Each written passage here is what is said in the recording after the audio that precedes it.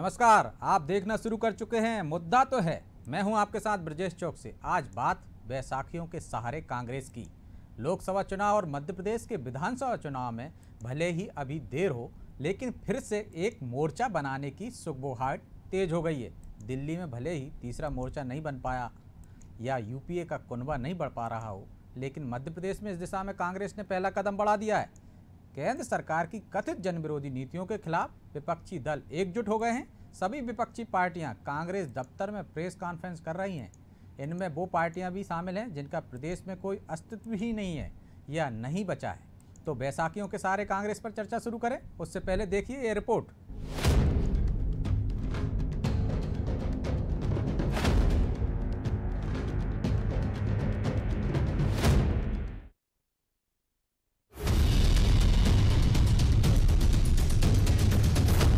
केंद्र की मोदी सरकार की जन विरोधी नीतियों के खिलाफ विपक्षी दल मध्य प्रदेश में एकजुट होते नजर आ रहे हैं।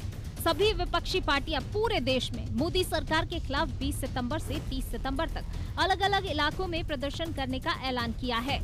मध्य प्रदेश की राजधानी भोपाल स्थित पीसीसी कार्यालय में भी एक प्रेस कॉन्फ्रेंस का आयोजन किया गया, जिसमें कांग्रेस, सीपीआई, सीपीएम, सपा और एनसीपी के नेता एक मंच पर आकर मोदी सरकार की जन विरोधी नीतियों के खिलाफ लड़ाई लड़ने की हुंकार भरी।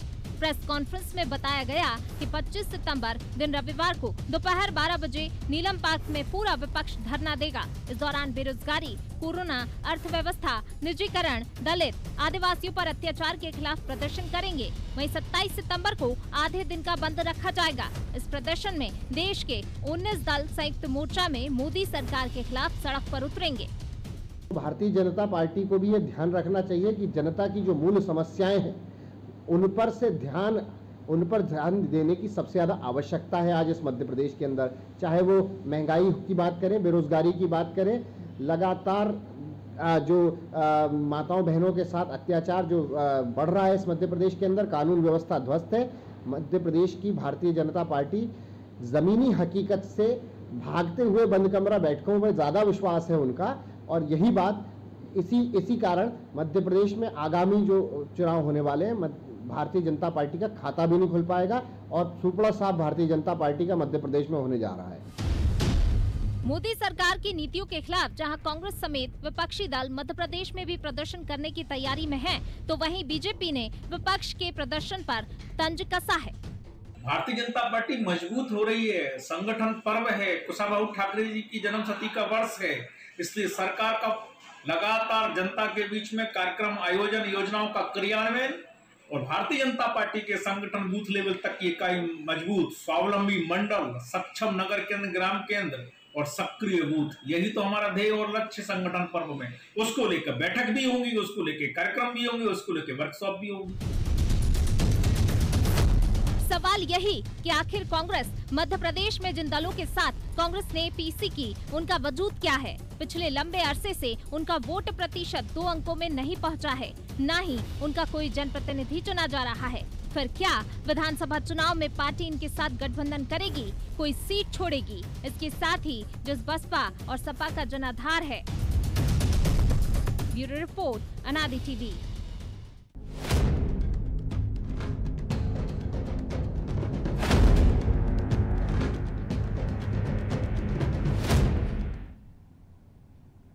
तो बैसाखियों के सहारे कांग्रेस पर चर्चा के लिए हमारे साथ मौजूद हैं भाजपा प्रवक्ता कैलाश बसपा, कांग्रेस प्रवक्ता विनय सिंह राजपूत।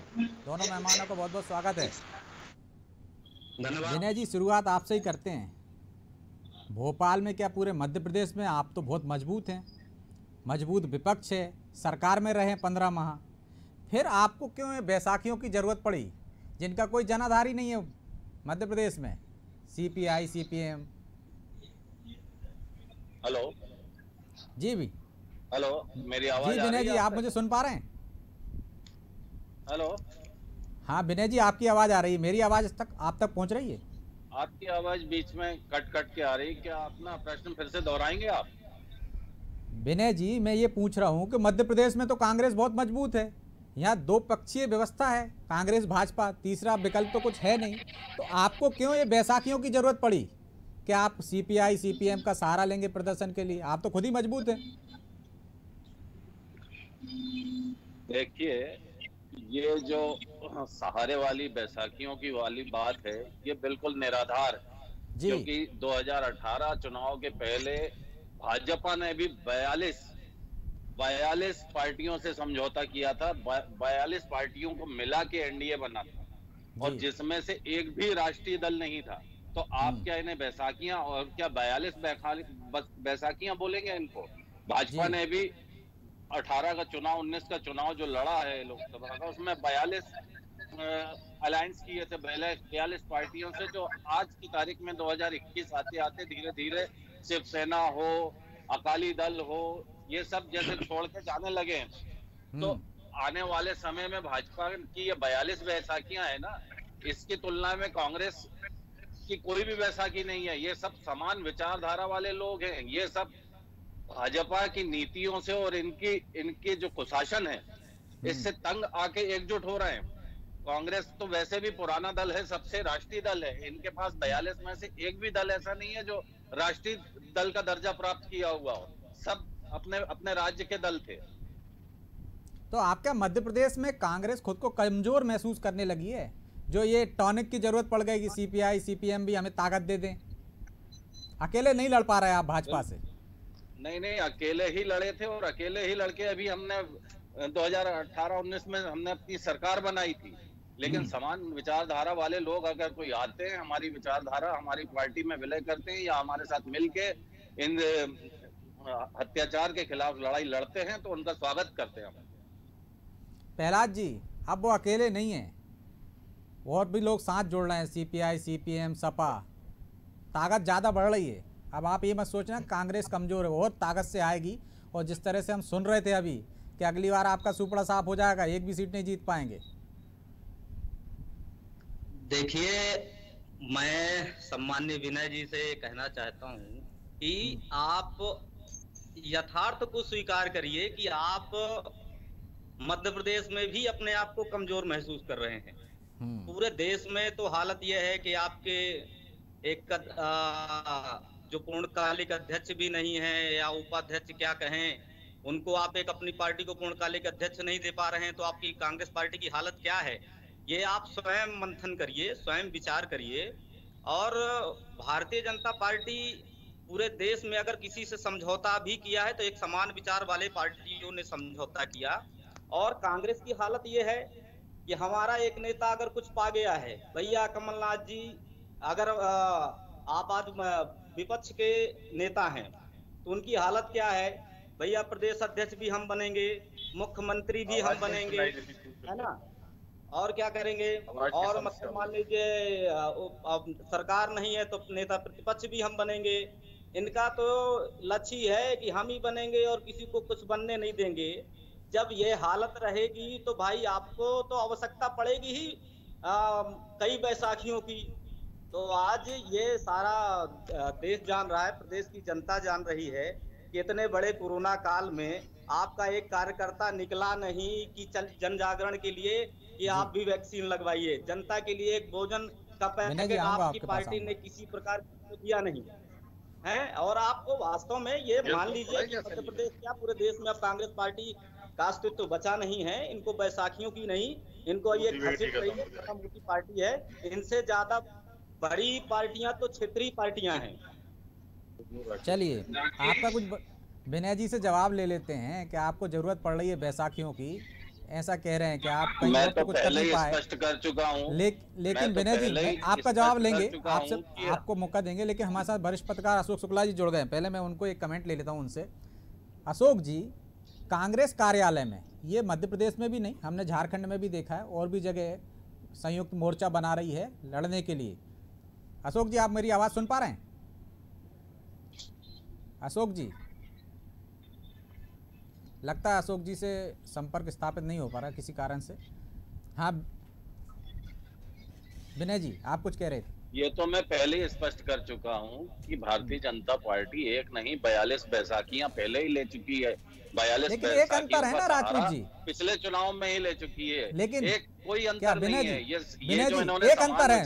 देखिए, आप मेरा सवाल समझ लीजिए उसको, कि भाजपा ने जिन लोगों को जोड़ा उनको निपटाते हुए चली गई, और आप जिन लोगों को जोड़ते हैं वो आपको निपटाते हुए चले जाते हैं। उत्तर प्रदेश चले जाइए, महाराष्ट्र चले जाइए, पश्चिम बंगाल आ जाइए, तो ये अंतर तो है कम से कम। देखिए, भाजपा सबको निपटाती है, ये तो बात है। मगरमच्छ से बैर कौन ले? मगरमच्छ सबको पानी में रह के, तालाब में रह के सबको खा जाता है। देश की हालत क्या हो चुकी है आप देख रहे हैं, नियमित अखबार आप भी पढ़ते हैं। देश की हालत क्या हो चुकी है। विश्व का 10 मादक पदार्थों की जो अभी तक जब्ती हुई है, उसमें सबसे बड़ी जब्ती विश्व की एक गुजरात में हुई है। और गुजरात में ही क्यों हुई है जी? क्या कभी इस पे गौर किया? जो 5 ग्राम गांजा, 50 ग्राम गांजा मिलने पे 2 महीने तक पूरा गोदी मीडिया चिल्लाया था। आज 30 क्विंटल हेरोइन मिलने पे किसी की आवाज नहीं निकल रही। सब दिखती है, आप देखते नहीं हो ना चैनल पे। आप जब समय आता तब बिल्कुल देखते हैं, बिल्कुल देखते हैं, हम नियमित रूप से देखते हैं। क्या राष्ट्रीय नेता क्या 24 घंटे टीवी देखते रहते हो? क्या आप सबका एक टाइम होता है, इस टॉपिक पे भी बात हो चुकी है, आप मुद्दे पे आएंगे तो ज्यादा बेहतर होगा। जरा सी भी जिम्मेदारी नहीं बनती है क्या कि इस पे आके जांच करें, इसमें कौन कौन लोग इन्वॉल्व हैं? और ये सब तस्करी और ये सारे मादक पदार्थ ये गुजरात के रास्ते से ही क्यों आ रहे हैं? अच्छा, एक चीज अभी मेरे ये भाजपा के मित्र प्रहलाद जी ने कहा था कि आप पूर्णकालिक अध्यक्ष नहीं दे पा रहे हो, तो क्या आपके भारतीय जनता पार्टी में लोकतंत्र बचा है? आपके अमित शाह जी अध्यक्ष बने थे, क्या उनका चुनाव हुआ था? क्या आपकी पार्टी में चुनाव हुआ था? जेपी नड्डा जी अभी अध्यक्ष बने, क्या उसका आपकी पार्टी में आंतरिक चुनाव हुआ है? और रही बात कोरोना काल की, तो आपने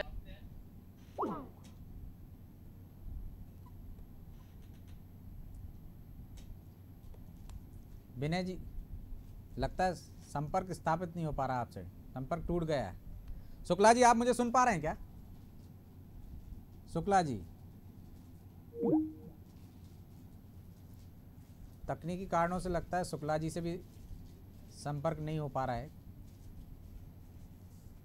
किसी का वजह से अड़चन आ गई है। हम देख रहे हैं कि हमारी टीम लगी हुई है कि कैसे संपर्क स्थापित हो, लेकिन मध्य प्रदेश में कांग्रेस जितनी मजबूत है, मध्य प्रदेश में इससे पहले भी तीसरे दल ने कोशिश की थी। यदि हम उमा भारती की बात करें तो उन्होंने भाजस बनाई थी और एक विकल्प के रूप में लोग उम्मीद से देख रहे थे कि तीसरा दल भी मध्य प्रदेश में अस्तित्व में आएगा। लेकिन हमने देखा कि उमा भारती जैसी दिग्गज नेता वो भी मध्य प्रदेश में तीसरा दल को वजूद नहीं दे पाए, तीसरे दल को स्थापित नहीं कर पाए। तो क्या मध्य प्रदेश में जिस तरह की विचारधारा है, जिस तरह से लोग हैं, 2 दलीय व्यवस्था है, या तो कांग्रेस को लोग पसंद करेंगे या भाजपा को पसंद करेंगे।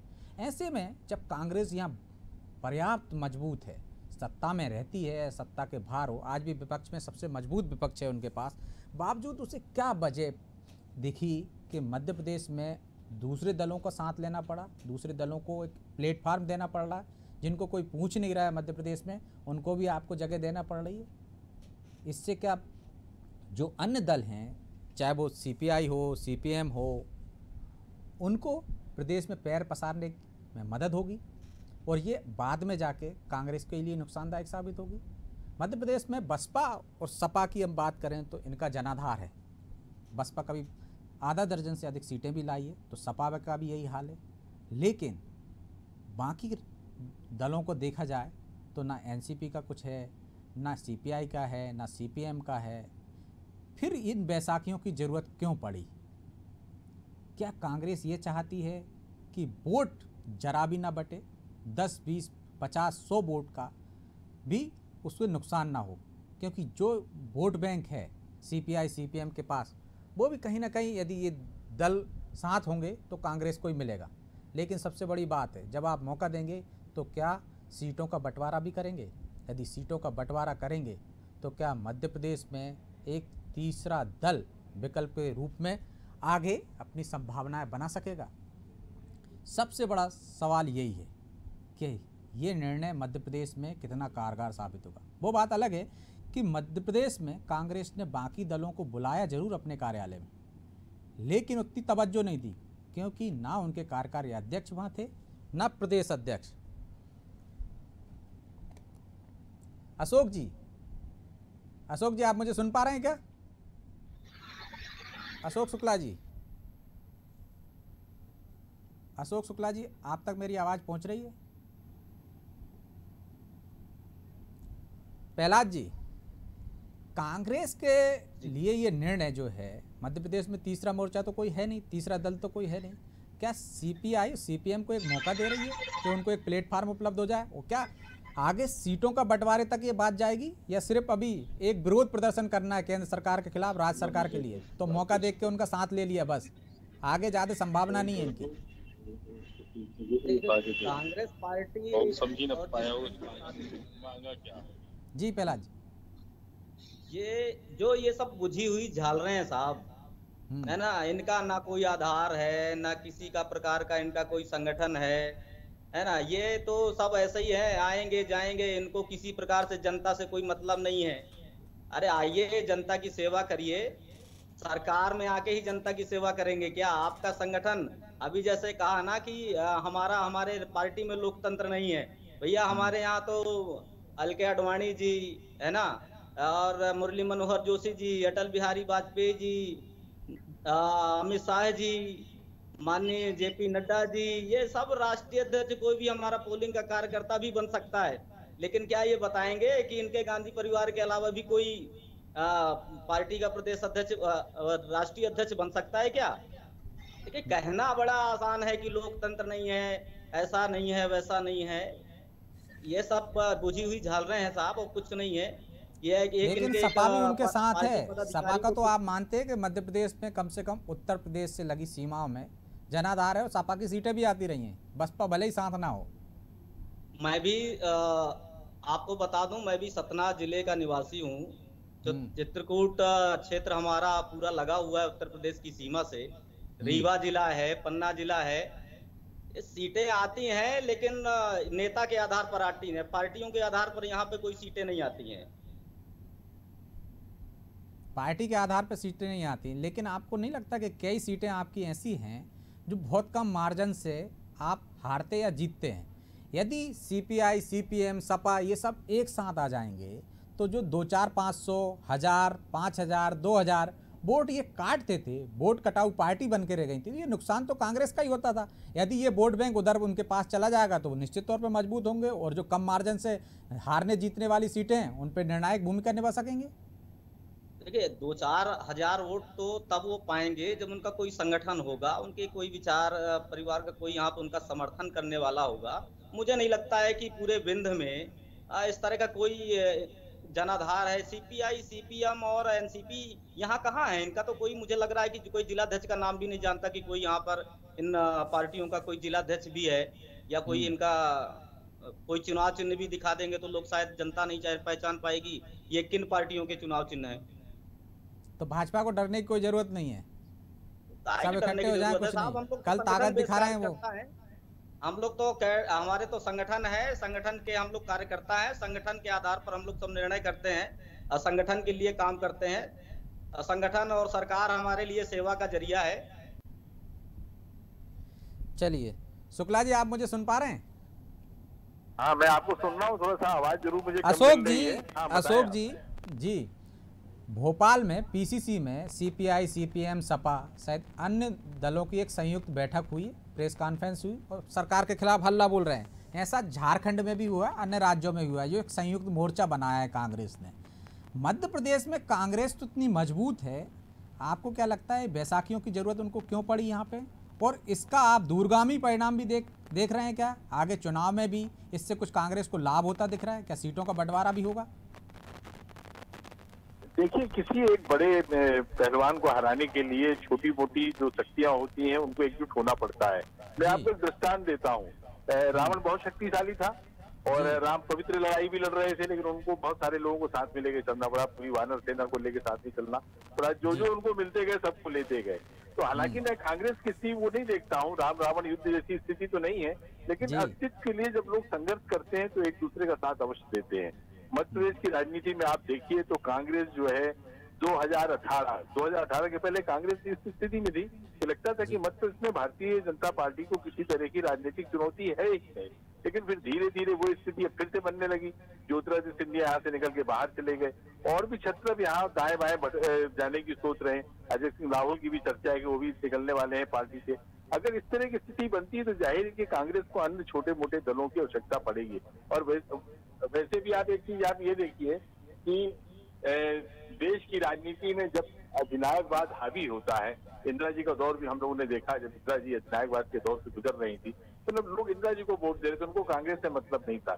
यही स्थिति आज जो है भारतीय जनता पार्टी के लोग मोदी जी को वोट दे रहे हैं, भारतीय जनता पार्टी को वोट नहीं दे रहे हैं। तो जाहिर है कि ऐसे में जो छोटे दल होंगे उनको एकजुट होना पड़ेगा, उनके लिए बहुत आवश्यक हो गया है। क्योंकि अगर लेकिन ये मध्य प्रदेश में अशोक जी, मध्य प्रदेश में तो इन दलों के साथ जो मोर्चा बना रही है कांग्रेस, अशोक जी, आपको बहुत सारे लोगों को साथ पड़ेगा। अशोक जी, आज भारतीय जनता पार्टी के पास में चमत्कारिक चेहरा मोदी जी का है, लेकिन आप अन्य दलों में मुझे बताएं क्या कोई चमत्कारिक चेहरा है? नहीं है।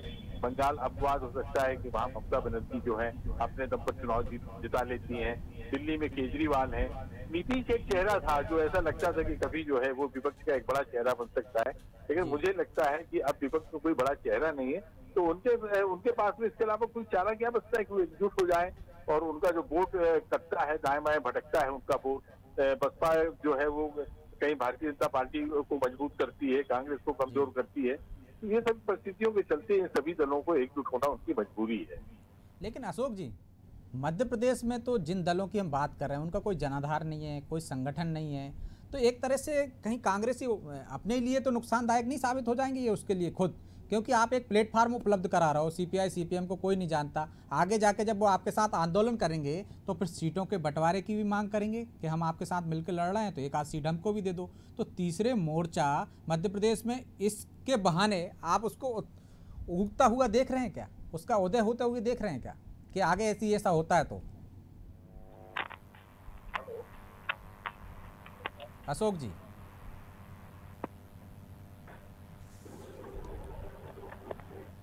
प्रहलाद जी, जिस तरह अशोक जी बोल रहे थे कि राम रावण का उन्होंने जिक्र किया, हालांकि तुलना नहीं की है आपके दल की, रावण से तुलना नहीं की है, उन्होंने कहा लेकिन जब हराने के लिए एक बलशाली व्यक्ति होता है तो आपकी पार्टी सबसे पूरे विश्व में सबसे बड़ी पार्टी है और ताकत पर है, कई राज्यों में आपकी सरकार है, तो ऐसी पार्टी से लड़ने के लिए तो बाकी छोटे मोटे लोगों का सहारा लेकर भी ताकत तो बढ़ाई जा रही है, और ये ताकत जब बढ़ जाएगी तो आपके लिए नुकसानदायक तो है।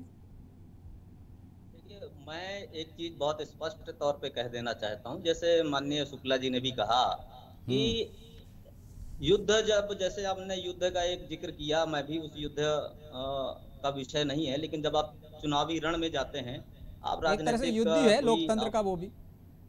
हाँ जी, अगर अपन चुनावी रण में जाते हैं तो आप एक चेहरे के तौर को लेकर जाते हैं आप जी, लेकिन इनका जो चेहरा है राष्ट्रीय स्तर पे भी मान लें या प्रदेश स्तर पे भी मान लें, और वो चेहरे अब चेहरे नहीं बचे हैं। इनके राष्ट्रीय अध्यक्ष तो स्वयं एक सीट से चुनाव हार चुके हैं। तो मुझे लगता है कि और कमलनाथ जी की स्थिति देखिए साहब, नेता प्रतिपक्ष भी हैं, प्रदेश अध्यक्ष भी हैं और सीएम भी बनेंगे। मुझे लग रहा है कि अब जब सीएम थे तब भी प्रदेश अध्यक्ष थे, तो मुझे ये लग रहा है कि ये इनका क्या करेंगे। पहले तो आप क्यों कह रहे हैं कि चेहरा नहीं है? उनके पास भी चेहरा है ना, कमलनाथ जी चेहरा है, वो तो कह रहे हैं अगली बार सरकार वही बनाएंगे, वही प्रमुख है, तो आप उनको चेहरा क्यों नहीं मानते? सरकार बनाई उनने 6 महीने, आज 6 महीने पहले अध्यक्ष बन के आए थे और आपकी 15 साल की सरकार को गिरा दिया था। कमजोर मत समझिए। तो देखिए, मैं पार्टी संगठन की बात मैं कर रहा हूँ कि अगर ये कहते हैं कि पार्टी और संगठन में हम लोग सब मिल के चलेंगे, ये सीपीआई सीपीएम और बसपा या सपा जो भी नाम है इनके, भैया इनको तो आप बाद में इकट्ठा करिए, पहले अपने लोगों को इकट्ठा कर लो साहब। तो अभी तो परिस्थिति ऐसी हो गई कि आपको भी इकट्ठा करना पड़ा है, बसपा सपा आपको समर्थन दे रहे हैं। नहीं, हमारा ऐसा कोई, देखिए हम अपने दम पे पार्टी चुनाव लड़ रही है और अभी जो उपचुनाव है सभी अभी चारों सीटों पर हमारी पार्टी स्वतंत्र चुनाव लड़ेगी। जनहितैषी हमारी सरकार है, संवेदनशील सरकार है मध्य प्रदेश में। हमारे पास एक ही इकलौता चेहरा है, सीएम शिवराज सिंह जी चौहान जी हमारे यशस्वी मुख्यमंत्री हैं, इस प्रदेश के मुख्यमंत्री हैं, और चेहरे के लिए हमारे पार्टी एक ही चेहरा है। हमने तो सुना था आपके यहाँ बहुत सारे चेहरे हैं, एक और चेहरा आ गया सिंधिया जी का, आप कह रहे हैं एक ही चेहरा है हमारे पास, और अभी तक तो कहते थे एक और 11 हो गए। सारे चेहरे एक काम के लिए नहीं होते हैं, सबके अपने अलग अलग काम है। प्रदेश का नेतृत्व सीएम शिवराज सिंह चौहान जी संभाल रहे हैं। माननीय ज्योतिरादित्य सिंधिया नागर विमानन मंत्री हैं केंद्र में, वो सबकी अपनी अलग अलग भूमिका है और अपनी अपनी भूमिका में वो अपना 100% दे रहे हैं। लेकिन बसपा से तो आपकी सेटिंग है, वो नहीं गई संयुक्त मोर्चा में भोपाल में। राम भाई राखी बांधती हैं गृह मंत्री जी को। ये तो साहब देखिए ऐसा है कि राखी अगर वो बांध रही हैं तो राजनीतिक दल राजनीतिक एक सोच से अलग भी सोच लेना चाहिए। पहले कमलनाथ जी को भी बांधती थी, बड़ा भाई बताती थी। हाँ, तो इसीलिए मैं कह रहा हूँ ये कोई बहुत बड़ा विषय नहीं है कि अगर कोई राखी बांध रहा है, कोई गले मिल रहा है, कोई उनकी बधाई दे रहा है। बहरहाल समय अब इजाज़त नहीं देता, इसलिए प्रहलाद जी बहुत बहुत शुक्रिया आपका इस चर्चा में शामिल होने के। अशोक जी आपका भी शुक्रिया और विनय सिंह राजपूत जी आपका भी शुक्रिया चर्चा में शामिल होने के लिए। तो बैसाखियों के सहारे की कांग्रेस को मध्य प्रदेश में भी ज़रूरत पड़ गई है। वो बात अलग है कि ना जो बैसाखियाँ लाए गए थे या जिन दलों के नेताओं को उन्हें बुलाया गया था उनको उतनी तवज्जो मिली नहीं।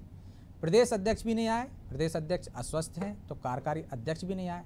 इनकी मदद तो लेना चाहती है कांग्रेस, लेकिन उनको उतना भाव नहीं देना चाहती। लेकिन ये बैसाखियाँ कहीं उसी को ना गिरा दें या उसी के जो जिस तरह से हम देखते हैं कि कांग्रेस एक बरगद की तरह था और एक के बाद एक वो दलों से मिलता रहा और बैसाखियाँ जुड़ती गईं और वो बैसाखियाँ बरगद बन गईं और जो बरगद था वो बैसाखियों में तब्दील हो गए।